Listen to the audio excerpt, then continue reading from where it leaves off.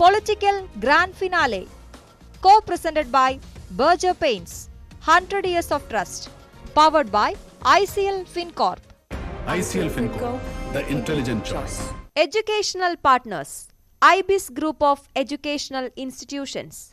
ഇനി കണ്ണടച്ചല്ല, കണ്ണ് തുറന്ന് സ്വപ്നം കാണാം. IBISലൂടെ Indian Institute of Commerce, Lakshya. Join Indian Institute of Commerce, Lakshya. 21ാം വയസ്സിൽ ലൈഫ് ഈസ് സെറ്റിൽ. നമസ്കാരം. തെരഞ്ഞെടുപ്പ് വാർത്തകളിലേക്ക് സ്വാഗതം. രാഹുൽ ഗാന്ധിക്ക് പിന്നാലെ മുഖ്യമന്ത്രിയെ കടന്നാക്രമിച്ച് പ്രിയങ്ക ഗാന്ധിയും രംഗത്തെത്തിയിരിക്കുന്നു. ബി.ജെ.പി. സംസ്ഥാന അധ്യക്ഷൻ കെ സുരേന്ദ്രനെതിരെ സംസ്ഥാന പോലീസ് എന്ത് നടപടിയെടുത്തു എന്നായിരുന്നു പ്രിയങ്കയുടെ ചോദ്യം.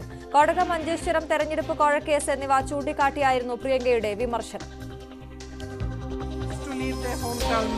To look for employment, and yet whether it is the chief minister or it is the BJP government at the center, they are silent on these issues. You know, like in a football match, when you have a compromised player, you can't win the match. In the same way, your CM is compromised. He only attacks my brother and the Congress party. He never attacks the BJP. Have you ever thought about it? His name came up in so many scams, Life Mission and gold scam and so many scams. But how come Mr. Narendra Modi's government, the BJP government, never put cases on him, never did any raids on him, no action has been taken on him? Kerala BJP president was caught with crores during the election, no action was taken on him. One man walked from Kanyakumari to Kashmir to beg this country to unite. കോൺഗ്രസിന് നൽകുന്ന വോട്ടുകൾ ബി.ജെ.പിക്ക് നൽകുന്നതിന് തുല്യമെന്നായിരുന്നു ഇന്നലെ കോന്നിയിൽ CPM general secretary Sitaram യെച്ചൂരിയുടെ വിമർശനം. മോദിക്ക് പിന്നാലെ മീനാക്ഷി ലേഖി അടക്കമുള്ള നേതാക്കളും അനിൽ ആന്റണിക്ക് വേണ്ടി പത്തനംതിട്ടയിൽ എത്തിയിരുന്നു.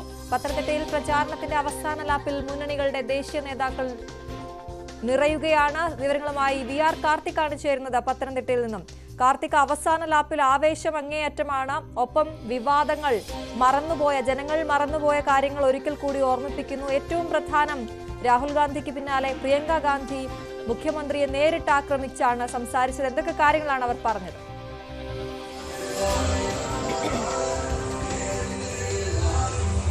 അശ്വതി, പത്തനംതിട്ടയിൽ പ്രചരണം അവസാന ലാപ്പിലേക്ക് കടക്കുമ്പോൾ ഹൈ വോൾട്ടേജിൽ തന്നെയാണ് അവസാന ലാപ്പിലും പ്രചരണം എന്നതാണ് ഏറെ ശ്രദ്ധേയം. മാർച്ച് 17-നാണ് മോദി ആദ്യമായി പത്തനംതിട്ടയിലെത്തിയത്. അന്ന് LDF-നെയും UDF-നെയും ഒരുപോലെ കടന്നാക്രമിച്ചായിരുന്നു മോഡിയുടെ പ്രസംഗം. തുടർന്ന് BJP-യുടെ നിരവധി നേതാക്കളെത്തി. ഏറ്റവും ഒടുവിൽ ഇന്നലെ CPM general secretary Sitaram Yechury എത്തി. ഇന്ന് കോൺഗ്രസിന്റെ അഖിലേന്ത്യാ ജനറൽ സെക്രട്ടറി പ്രിയങ്ക ഗാന്ധിയും എത്തി. ഇന്ന് പ്രിയങ്ക ഗാന്ധി അല്പം മുമ്പ് ഈ പത്തനംതിട്ടയിലെ ഈ മുനിസിപ്പൽ സ്റ്റേഡിയത്തിലാണ് പ്രവർത്തകരെ അഭിസംബോധന ചെയ്ത് സംസാരിച്ചത്. നേരത്തെ തന്നെ കോൺഗ്രസിന്റെ ദേശീയ നേതാക്കളാരും പത്തനംതിട്ടയിലേക്ക് എത്തുന്നില്ല എന്നൊരു വിമർശനം ഉണ്ടായിരുന്നു. ആ വിമർശനത്തിന് കൂടിയുള്ള മറുപടിയായി ഇവിടെ വന്ന ജനക്കൂട്ടം എന്നതാണ് ഏറെ ശ്രദ്ധേയം. മറ്റൊരു പ്രത്യേകത, കഴിഞ്ഞ ദിവസങ്ങളിൽ രാഹുൽ ഗാന്ധി പിണറായി വിജയനെ കടന്നാക്രമിച്ച് രംഗത്തെത്തിയിരുന്നു. ഇന്ന് രാഹുൽ ഗാന്ധിക്ക് പിന്നാലെ പ്രിയങ്ക ഗാന്ധിയും മുഖ്യമന്ത്രിയെ നേരിട്ട് കടന്നാക്രമിച്ച് വിമർശനവുമായി ഈ യോഗത്തിൽ രംഗത്തെത്തി എന്നതാണ് ഏറ്റവും ശ്രദ്ധേയം. പാർട്ടി പ്രവർത്തകർക്ക് മാത്രമാണ് ഈ സർക്കാരിന് കീഴിൽ ജോലി ലഭിക്കുന്നത്. അതോടൊപ്പം തന്നെ കൊടകര മഞ്ചേശ്വരം തെരഞ്ഞെടുപ്പ് കോഴക്കേസുകൾ അത് നേരിട്ട് പറഞ്ഞില്ല എങ്കിൽ കൂടിയും ആ കേസുകളിലടക്കം BJP സംസ്ഥാന അധ്യക്ഷൻ കെ സുരേന്ദ്രനെതിരെ വ്യക്തമായ തെളിവുകൾ ഉണ്ടായിരുന്നു. എന്നിട്ടും ഈ സർക്കാർ എന്ത് നടപടി സ്വീകരിച്ചു? BJPക്കെതിരെ സംസ്ഥാന മുഖ്യമന്ത്രി ഒന്നും മിണ്ടുന്നില്ല. അദ്ദേഹത്തിന് തന്റെ സഹോദരനെ ആക്രമിക്കാൻ മാത്രമാണ് താല്പര്യം. അത് തന്റെ സഹോദരനെതിരെ മാത്രമാണ് അദ്ദേഹം വിമർശനങ്ങൾ ഉന്നയിക്കുന്നത്. ഇതാണ് പ്രിയങ്ക ഗാന്ധി പ്രധാനമായും ചൂണ്ടിക്കാട്ടിയത്. കഴിഞ്ഞ അല്പം മുമ്പ് ചാലക്കുടിയിൽ പ്രിയങ്ക ഗാന്ധി സംസാരിച്ചിരുന്നു. പക്ഷേ ചാലക്കുടിയിൽ സംസ്ഥാന സർക്കാരിനെതിരെ ഇത്തരത്തിലൊരു വിമർശനം ഉന്നയിച്ചില്ല എന്നതും ശ്രദ്ധേയമാണ്. പത്തനംതിട്ടയിൽ പക്ഷേ ശക്തമായ ഭാഷയിൽ തന്നെ രാഹുൽ ഗാന്ധിക്ക് പിന്നാലെ മുഖ്യമന്ത്രി വിമർശിച്ച് പ്രിയങ്ക ഗാന്ധി രംഗത്തെത്തി. ഏതായാലും ഒരുപക്ഷെ കഴിഞ്ഞ ദിവസം ഇന്നലെ കോന്നിയിൽ LDF സ്ഥാനാർത്ഥി തോമസ് ഐസക്കിന് വേണ്ടി CPM അഖിലേന്ത്യാ ജനറൽ സെക്രട്ടറി സീതാറാം യെച്ചൂരി സംസാരിച്ചിരുന്നു. സീതാറാം യെച്ചൂരി പ്രധാനമായും ചൂണ്ടിക്കാട്ടിയത് കോൺഗ്രസിന് വോട്ട് നൽകരുത്, കോൺഗ്രസിന് വോട്ട് നൽകുന്നത് BJPക്ക് വോട്ട് നൽകുന്നതിന് തുല്യം എന്നായിരുന്നു ഇന്നലെ കോന്നിയിൽ സീതാറാം യെച്ചൂരി പറഞ്ഞത്. ഒരുപക്ഷെ അത്തരത്തിൽ ഉള്ള ഒരു ഫീഡ്ബാക്കുകളുടെ കൂടി കണക്കിലെടുത്താകാം നേരിട്ട് ഇന്ന് മുമ്പ് പത്തനംതിട്ടയിലെ ഈ മുനിസിപ്പാലിറ്റി സ്റ്റേഡിയത്തിൽ പ്രിയങ്ക ഗാന്ധി CPM-നെയും BJP-യെയും ഒരുപോലെ കടന്നാക്രമിച്ച് രംഗത്തെത്തിയത് എന്നതാണ് ശ്രദ്ധേയം. രാഹുലിനേക്കാൾ ഒരു പടി കൂടി കടന്ന വണ്ടിപ്പെരിയാർ വാളയാർ കേസുകളടക്കം ഓർമ്മിപ്പിച്ചുകൊണ്ടായിരുന്നു പ്രിയങ്ക ഗാന്ധിയുടെ പ്രസംഗം എന്നതും ഏറെ ശ്രദ്ധേയം. ഏതായാലും മാർച്ച് 17-ന് മോഡി എത്തി. അതിന് പിന്നാലെ നിരവധി BJP നേതാക്കളെത്തി. മീനാക്ഷി ലേഖി അടക്കമുള്ളവർ അനിൽ ആന്റണിക്ക് വേണ്ടി പ്രചരണത്തിന് കഴിഞ്ഞ ദിവസങ്ങളിലെത്തി. വരും ദിവസങ്ങളിൽ രാജ്നാഥ് സിംഗ് അടക്കമുള്ളവർ ഇവിടെ എത്തിച്ചേരും എന്ന് BJP പറയുന്നു. ഏതായാലും പ്രചരണത്തിന് ഇനി 4 ദിവസം മാത്രമാണ് ബാക്കി. പോളിംഗ് ബൂത്തിൽ പത്തനംതിട്ട എത്താൻ ഇനി 6 ദിവസം. പ്രചരണത്തിന്റെ അവസാന ലാപ്പിലും കൊണ്ടും കൊടുത്തും മുന്നേറുകയാണ് മുന്നണികൾ. അതുകൊണ്ട് തന്നെ പത്തനംതിട്ടയിലെ മത്സരം പ്രവചനാതീതം എന്ന് തന്നെ പറയണം. ശരി, വി ആർ കാർത്തിക്കാണ് പത്തനംതിട്ടയിൽ നിന്നും വിവരങ്ങൾ നൽകിയത്. മറ്റു വാർത്തയിലേക്ക് പോകുമ്പോൾ സുപ്രഭാതം പത്രത്തിൽ LDF പരസ്യം പ്രത്യക്ഷപ്പെട്ടതിൽ വിവാദം. തിരൂരങ്ങാടിയിൽ പത്രത്തിന്റെ കോപ്പി കത്തിച്ചു. സംഭവത്തിൽ പ്രതിഷേധവുമായി SKSF രംഗത്ത് വന്നു. സമസ്തയെ ശക്തിപ്പെടുത്തുന്ന സുപ്രഭാതത്തെ തകർക്കാനുള്ള നീക്കമാണ് SKSF പ്രസ്താവനയിൽ പറഞ്ഞു. പരസ്യം സംഘടനാ നിലപാട് അല്ലെന്നായിരുന്നു PK കുഞ്ഞാലിക്കുട്ടിയുടെ പ്രതികരണം. ഞാൻ ചോദിക്കുന്നത്, പരസ്യം ഓരോ പത്രത്തിലും വരും. അത് പത്രത്തിൻ്റെ നിലപാടോ അല്ലെങ്കിൽ സംഘടനയുടെ നിലപാടോ ഒന്നുമല്ലല്ലോ. അതിനേക്കാൾ കൂടുതൽ ഇടതില്ലെങ്കിൽ ഇന്ത്യക്ക് രക്ഷയില്ല. പശ്ചിമഘട്ടത്തിനപ്പുറം എവിടെയാണ് ഇടത്? അങ്ങനെ ഒരു പരസ്യം കൊടുക്കുമ്പോൾ നമ്മൾക്ക് കുറച്ച് ഔചിത്യം വേണ്ടേ? അതായത് പശ്ചിമഘട്ടത്തിനപ്പുറം ഇടതില്ലല്ലോ. അപ്പോൾ പശ്ചിമഘട്ടത്തിനപ്പുറം ഇന്ത്യ ഇല്ലേ? പശ്ചിമഘട്ടത്തിനപ്പുറം ഇന്ത്യയിൽ ഒരു ഇടതു മുന്നണി സ്ഥാനാർത്ഥി ജയിക്കണമെന്നുണ്ടെങ്കിൽ തമിഴ്നാട്ടിലേക്ക് പോയാൽ കോൺഗ്രസ് സപ്പോർട്ട് ചെയ്യണം, ബംഗാളിലേക്ക് പോയാൽ കോൺഗ്രസ് സപ്പോർട്ട് ചെയ്യണം, ത്രിപുരയിലേക്ക് പോയാൽ ഒക്കെ മുന്നണിയാണ്. അപ്പോൾ ഇവിടുന്ന് അങ്ങ് പോയാൽ പിന്നെ തീരെ ഇല്ലാത്ത ഒരാൾ പറയാണ് ഇന്ത്യയിൽ ഇടതു മുന്നണി ഇല്ലെങ്കിൽ ഇന്ത്യ ഇല്ലാത്ത. അത് ഞാൻ നേരത്തെ പറഞ്ഞ കൂടുതലായിട്ട് ഇതൊക്കെ മനസ്സിലാക്കാനുള്ള ആവറേജ് ബുദ്ധി മലയാളികൾക്കില്ലേ? അതുകൊണ്ട് ഇന്ത്യ രക്ഷപ്പെടണം എന്നുണ്ടെങ്കിൽ ഇന്ത്യൻ നാഷണൽ കോൺഗ്രസിന് കൂടുതൽ സീറ്റ് കിട്ടണം. കൂടുതൽ അവർക്കും കിട്ടും, 1-2 സീറ്റ്. തമിഴ്നാട്ടിലാണെങ്കിൽ നമുക്കുണ്ട്, മനസ്സിലായില്ലേ?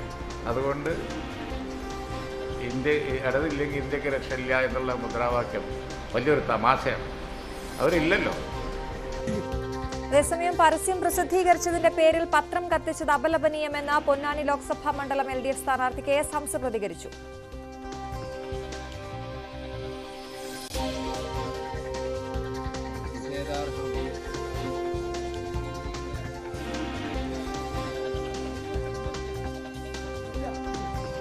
സുപ്രഭാതം പത്രം തെരുവിൽ കത്തിച്ചുകൊണ്ടിരിക്കുകയാണ്. സുപ്രഭാതം പത്രം ലീഗുകാർ കത്തിക്കുകയാണ്, തെരുവിൽ കത്തിക്കുകയാണ്. എവിടേക്കായി പോകുന്ന കാര്യം?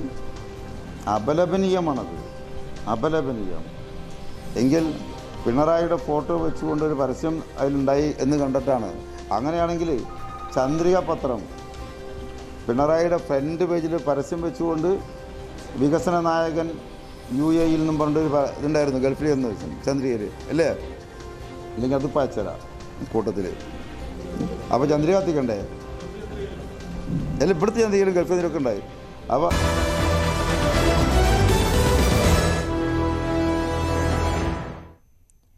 ലോക്സഭാ തെരഞ്ഞെടുപ്പിന് ദിവസങ്ങൾ മാത്രം ബാക്കി നിൽക്കെ രാഷ്ട്രീയ നിലപാട് പ്രഖ്യാപിക്കുകയാണ് SNDP union general secretary Vellappally Natesan. ഇതുവരെ ഇടതനുകൂല നിലപാട് സ്വീകരിച്ചിരുന്ന വെള്ളാപ്പള്ളി നിലപാട് മാറ്റത്തിന്റെ സൂചനയാണ് പങ്കുവയ്ക്കുന്നത്. നരേന്ദ്രമോദിയുടേത് മെച്ചപ്പെട്ട ഭരണമാണെന്ന് SNDP union general secretary Vellappally Natesan പറയുന്നു. ജനവികാരം NDAക്ക് അനുകൂലമാണ്. 300-400 സീറ്റ് എന്നത് മാത്രമാണ് അറിയേണ്ടത്. അയോധ്യ രാമക്ഷേത്രം തെരഞ്ഞെടുപ്പിൽ ഗുണം ചെയ്യും. രാമനാമ ജപത്തിലൂടെ രാജ്യമാകെ BJP തരംഗം സൃഷ്ടിച്ചു. പൗരത്വ നിയമ ഭേദഗതി നല്ലതിനാണ്.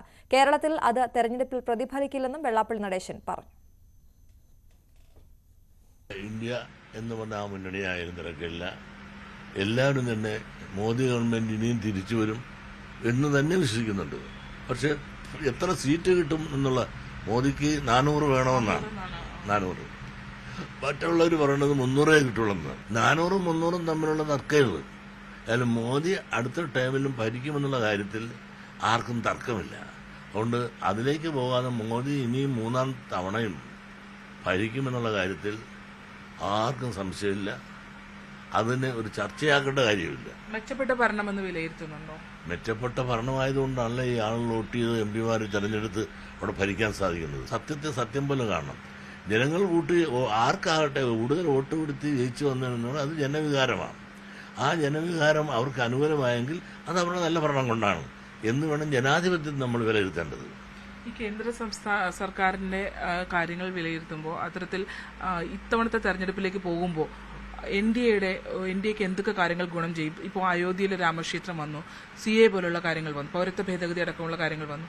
ഇതിനകത്ത് എന്തൊക്കെ കാര്യങ്ങൾ അവർക്ക് ഗുണവും ദോഷവുമായി വരുമെന്നാണ് കരുതുന്നത്? കാരണം ഇതെല്ലാം അവർക്ക് ഗുണകരമായിട്ടില്ല. അയോധ്യ പ്രശ്നങ്ങളെല്ലാം വലിയൊരു ഹിന്ദു വികാരം ഉണ്ടാക്കാനും, പ്രത്യേകിച്ച് നിങ്ങളെല്ലാം അറിയാലോ, നമ്മളെല്ലാം രാവിലെ എഴുന്നേൽക്കുമ്പോൾ പണ്ട് നമ്മുടെ അമ്മമാർ വിളിച്ചിട്ട് സന്ധ്യാനാമം, രാമനാമം ജപിക്കാനല്ലേ പറയണത്. ആ രാമനെ തള്ളി പറയണമെന്ന് പറഞ്ഞാൽ ഒരു ഹിന്ദുവിനും സാധിക്കുന്ന കാര്യമാണോ? പിന്നെ നമ്മൾ വലിയ ദേശീയതയും ആദർശവും പറഞ്ഞുകൊണ്ട് ഞങ്ങൾ ഹിന്ദുക്കൾ വല്ലതും വേണമെങ്കിൽ പറയാം ഞങ്ങൾ രാമനാരും അല്ലെന്ന്. പക്ഷേ അതിൻ്റെ ഉള്ളിലെല്ലാം രാമൻ കിടപ്പുണ്ട്. അതുകൊണ്ട് രാമനാമം ജപിക്കുക, ആ രാമനെ പ്രചരിപ്പിക്കുക, ആ ആശയം പ്രചരിപ്പിച്ചപ്പോൾ ആ രാമക്ഷേത്രത്തിലൂടെ ഒരു ഹിന്ദു വിഭാഗത്തിന് വളരെ കൺസോളേഷനും അത് BJPക്ക് അനുകൂലമായ ഒരു തരംഗങ്ങൾ സൃഷ്ടിക്കാൻ സാധിക്കുകയും ചെയ്തിട്ടുണ്ട് ഇന്ത്യ മുഴുവൻ. ആലപ്പുഴയിൽ BJPയെ പിന്തുണയ്ക്കുമെന്ന സൂചന നൽകി വെള്ളാപ്പള്ളി നടേശൻ. ശക്തമായ ത്രികോണ മത്സരമാണ് ആലപ്പുഴയിൽ. UDFന്റെ കൂടുതൽ വോട്ട് ശോഭാ സുരേന്ദ്രന് ലഭിക്കും. ശോഭാ സുരേന്ദ്രൻ ഈഴവ സ്ഥാനാർത്ഥിയാണ്. പ്രചാരണ രംഗത്ത് അവർ ഏറെ മുന്നോട്ട് പോയി. താനുമായുള്ള ബന്ധം പറഞ്ഞാൽ ശോഭയ്ക്ക് ഗുണം ചെയ്യുമെന്നും ന്യൂസ് 18 നൽകിയ അഭിമുഖത്തിൽ വെള്ളാപ്പള്ളി പറഞ്ഞു. വളരെ വാശിയായ ഈ തെരഞ്ഞെടുപ്പിൽ നമുക്കൊരു കാര്യം മനസ്സിലാക്കാം. ഒരു മുന്നണിയും ഇന്നത് കിട്ടും എന്ന് അല്ലെങ്കിൽ ഇന്നത് മേടിക്കുമെന്ന് പരസ്യമായി നമുക്ക് പ്രവചിക്കാൻ സാധിക്കാത്ത വിധത്തിൽ അതിഗംഭീരമായിട്ട് മുമ്പോട്ട് പോവുകയാണ്. വളരെ ശക്തമായ മത്സരിച്ച് നമുക്കൊരു പ്രവചിക്കാൻ സാധിക്കില്ല. ഇപ്പോൾ ആലപ്പുഴ തന്നെ നിങ്ങൾ എടുത്തു നോക്കുക. ഇപ്പോൾ BJPയുടെ പ്രവർത്തനം വല്ല ഇവിടെ ഉണ്ടായിരുന്ന ഇപ്പോൾ ശോഭാ സുരേന്ദ്രൻ ഒരുപാട് അടിച്ചു കയറി മുമ്പോട്ട് പോകുന്നുണ്ട്. അതോടൊപ്പം തന്നെ നമ്മുടെ ഇവിടുന്നെല്ലാം നമ്മളെല്ലാം പറഞ്ഞയച്ച ഒരാളുണ്ടല്ലോ ഇപ്പോൾ, ആരിഫല്ല, അദ്ദേഹത്തെ KC വേണുഗോപാൽ വളരെ നാളുകൾക്ക് ഇടവേളയ്ക്ക് ശേഷമാണ് ഇവിടെ വന്നത്. അദ്ദേഹത്തിന് ആലപ്പുഴ നിയോജക മണ്ഡലത്തിൽ വേരുകളുണ്ട്, നല്ല വേരുകളുണ്ട്. ഇവിടുന്ന് പോയെങ്കിൽ തന്നെ ആ വേരുകളൊന്നും നശിക്കാതെയും ചെയ്യാതെയും ചതയാതെയും അതെല്ലാം നിലനിർത്തിക്കൊണ്ടാണ് പോയിക്കൊണ്ടിരുന്നത്. വേണുഗോപാലിന്റെ വരവും കോൺഗ്രസിനകത്ത് മറ്റാരേക്കാൾ നിർത്തുന്നതിനേക്കാളും വലിയ ഉണർവുണ്ടായിട്ടുണ്ട്. നേരത്തെ നിന്ന കോൺഗ്രസ് സ്ഥാനാർത്ഥി നമുക്കറിയാം. അവരെല്ലാം നിൽക്കുന്നതിനേക്കാൾ വലിയ ഉണർവ് വേണുഗോപാൽ കൂടെ വന്നപ്പോൾ ഉണ്ടാക്കാൻ വേണുഗോപാൽ സാധിച്ചിട്ടുണ്ട്. പ്രത്യേകിച്ചും സെൻട്രലിലെ സ്വാധീനങ്ങളും പ്രാദേശികമായ ആ സെൻട്രലിലുള്ള ആ സ്വാധീനം ഉപയോഗിച്ചുകൊണ്ട് പ്രാദേശികമായ ആലപ്പുഴയിലുള്ള എല്ലാ നേതാക്കന്മാരെയും സഹകരിച്ചും ആ ബന്ധങ്ങൾ നിലനിർത്തിക്കൊണ്ടു പോകുന്നത്. തെരഞ്ഞെടുപ്പിന്റെ മധ്യത്തിൽ തൃശൂരിലെ അപ്രിയ സത്യങ്ങൾ പറയുന്നില്ലെന്ന് SNDP യോഗം ജനറൽ സെക്രട്ടറി വെള്ളാപ്പള്ളി നടേശൻ പറഞ്ഞു. ഇലക്ഷന് ശേഷം തുറന്നു പറയും. സത്യങ്ങൾ തുറന്നു പറഞ്ഞാൽ ചിലർക്ക് ഇഷ്ടക്കുറവുണ്ടാകുമെന്നും വെള്ളാപ്പള്ളി പറഞ്ഞു. തൃശ്ശൂർ BJPയുടെ ഒരു A-ക്ലാസ് മണ്ഡലം എന്ന് വിലയിരുത്തപ്പെടുന്ന ഒരു സ്ഥലമാണ് തൃശ്ശൂരിലെ മത്സരത്തെ എങ്ങനെയാണ് നോക്കുന്നത്? അവിടെ എത്രമാത്രം വിജയ സാധ്യതയുണ്ട്? ആദ്യഘട്ടത്തിൽ കിട്ടുന്ന ഒരു തെരഞ്ഞെടുപ്പ് കിട്ടിയ ഒരു ഹൈപ്പ് അത് ഇപ്പോഴുണ്ടെന്ന് തോന്നുന്നുണ്ടോ? ഉണ്ടെന്ന് തോന്നുന്നുണ്ടോ എന്ന് ചോദിക്കുമ്പോൾ നിങ്ങൾക്ക് ഒരു സംശയം ഉണ്ടെന്നാണ് നീ പറഞ്ഞതിൻ്റെ അർത്ഥം.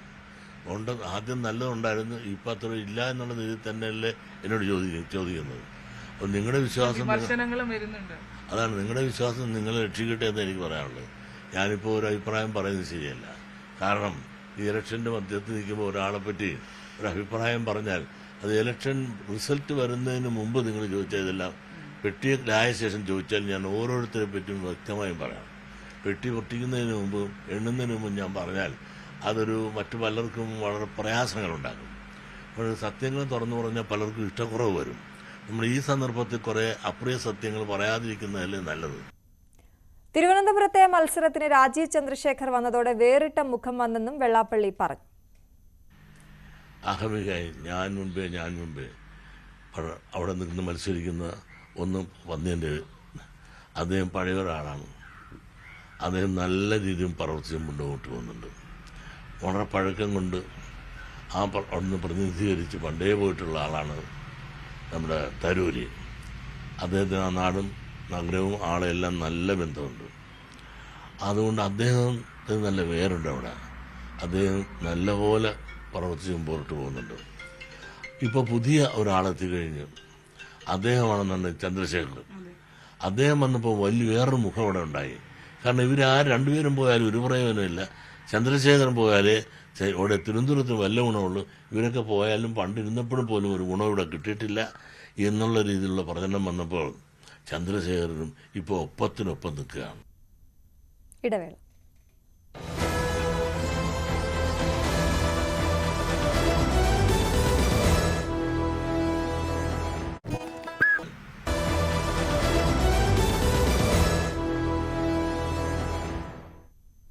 പിണറായി മോദിക്കെതിരെ പറയാത്തതിൽ ഒരടവു നയവും ഇല്ലെന്ന് എം.വി. ഗോവിന്ദൻ. പിണറായി മോദിയെയും കേന്ദ്ര സർക്കാരിനെയും വിമർശിച്ചതുപോലെ ആരും വിമർശിച്ചിട്ടില്ല. കോൺഗ്രസിനാണ് ബി.ജെ.പിയുമായി അന്തർധാര. മോദിയും രാഹുലും സതീശനും പറയുന്നത് ഒന്നാണ്. പൗരത്വ ഭേദഗതി നിയമം നല്ലതെന്ന് പറയുന്നത് അതിന്റെ ആന്തരിക അർത്ഥം മനസ്സിലാകാത്തതുകൊണ്ടാണെന്നും എം.വി. ഗോവിന്ദൻ പറഞ്ഞു. വെള്ളാപ്പള്ളിയുടെ പരാമർശം അറിഞ്ഞില്ല എന്ന് എം.എ. ബേബി. എൽ.ഡി.എഫിന്റെ ഭരണം മികച്ചതാണ്. കേന്ദ്ര സർക്കാരിന്റെ കേരള വിരുദ്ധതയ്ക്കെതിരെയുള്ള വിധിയെഴുത്താകും തെരഞ്ഞെടുപ്പെന്നും എം.എ. ബേബി പറഞ്ഞു. നല്ലൊരു കേരളത്തിനായി വെള്ളാപ്പള്ളി ഇടതുപക്ഷത്തെ സഹായിക്കണമെന്നായിരുന്നു ഇ.പി. ജയരാജന്റെ പ്രതികരണം. പക്ഷെ അദ്ദേഹം രാജ്യത്തെക്കുറിച്ച് ചിന്തിക്കണം, ഇന്ത്യൻ ഭരണഘടന സംരക്ഷിക്കണം, അതിന് അദ്ദേഹത്തിൻ്റെ സഹായം വേണം.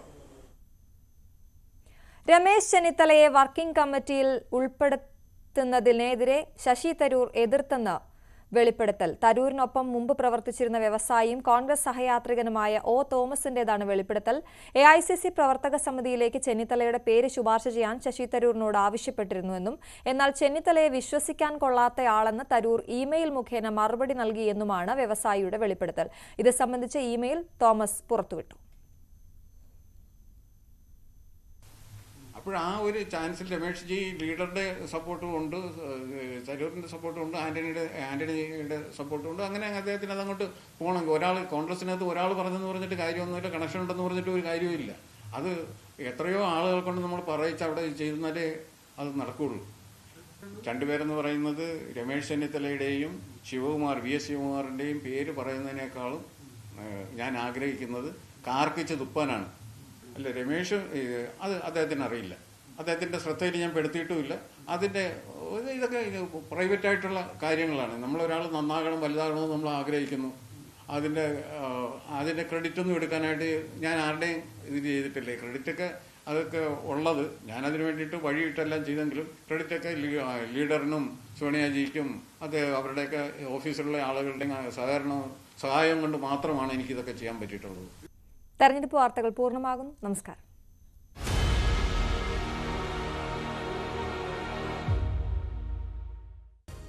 Political Grand Finale, co-presented by Berger Paints, 100 years of trust, powered by ICL FinCorp. ICL FinCorp, the intelligent choice. Educational partners, IBIS Group of Educational Institutions. ഇനി കണ്ണടച്ചല്ല, കണ്ണ് തുറന്ന് സ്വപ്നം കാണാം. IBISലൂടെ Indian Institute of Commerce, Lakshya. Join Indian Institute of Commerce, Lakshya. 21-ാം വയസ്സിൽ life is settle.